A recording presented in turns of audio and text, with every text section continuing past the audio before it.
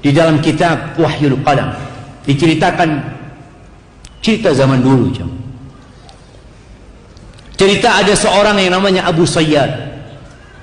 Dia sempat bangkrut, sudah nggak punya apa-apa. Istrinya menangis, anaknya menangis di rumah. Dia seorang nelayan. Akhirnya dia berangkat ke seorang guru. Dia ngomong sama gurunya, aku punya masalah secara ekonomi ini, keluargaku sudah nangis-nangis. Apa oke, kata gurunya. Gurunya sholat 2 rakaat, minta sama Allah, kemudian berangkat ke pantai. Coba engkau lemparkan jaring jalam. Dia lemparkan jalan, subhanallah, dapat ikan besar. Dijual ke pasar. Kemudian dia belikan roti. Kalau bicara dulu jamaah, makanan itu masya Allah nikmat yang sangat besar. Dia beli roti 2. Yang satu isinya madu, yang satu isinya keju. Dia bawa, dia datang ke gurunya. Guruku, engkau ambil salah satunya. Kata gurunya, enggak. Gurunya mengatakan, kalau kita minta untuk diri kita sendiri mungkin enggak keluar, itu tadi ikan. Itu rezekimu, kata dia. Dia bawa pulang jamaah 2 roti ini.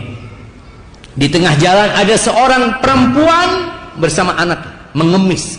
Ngelihat orang ini bawa roti, didatengin. Dia minta dengan tangisan anak perempuan ini. Kesian orang ini. Dia ingat sama istri sama anaknya di rumah.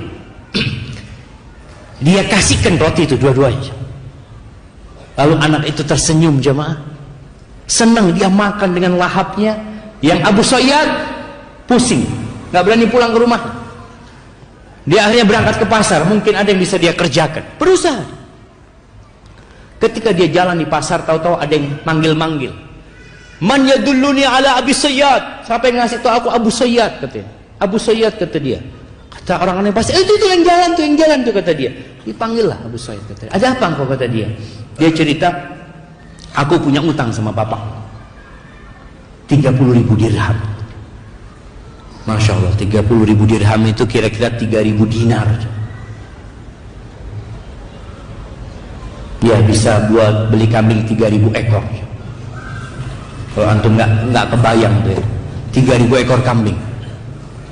Dikasih duitnya, dia ahli waris bapaknya sudah, dia terima duit itu, masya Allah, hidupnya makmur jemaah. Dia suka rajin sodakoh, sekali sodakoh 1.000 dirham dia. Jadi orang kaya Abu Sayyid. Subhanallah, tahu-tahu dia cerita, aku tertidur mimpi seakan-akan kiamat terjadi. Dipanggil Abu Sayyad, hadiri penimbangan amalan. Karena nanti akan ditimbang amalan tadi. Ketika ditimbang amalannya, timbangan pada hari kiamat itu jamaah ada 2 daunnya. Satu timbangan kebaikan, satu isinya dosa-dosa.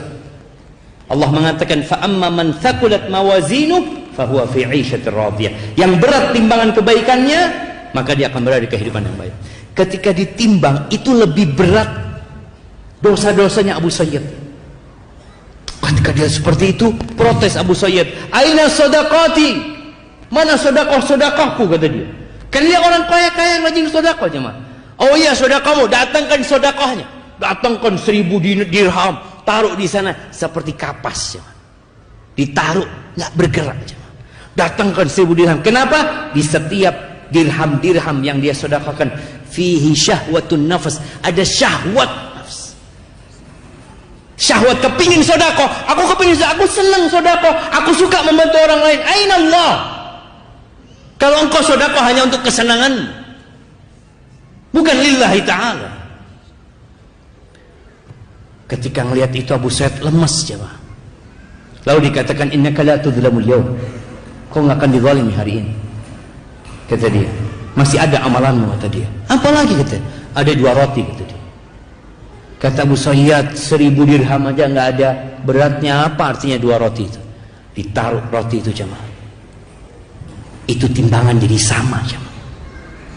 Ya lihat ya Allah, kata dia. Bayangkan. Sedekah yang sedikit, tapi ketika ikhlas lillahi ta'ala, yang enggak ada syahwatun nafs sama sekali di situ, jadi berat.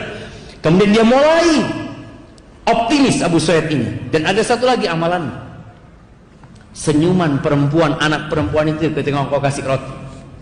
Tahu jamaah, di antara amalan yang paling dicintai Allah, sururun tudkhiluhu ila muslim.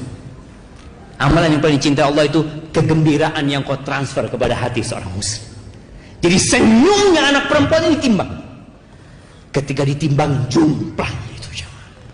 Berat amalan itu jemaah.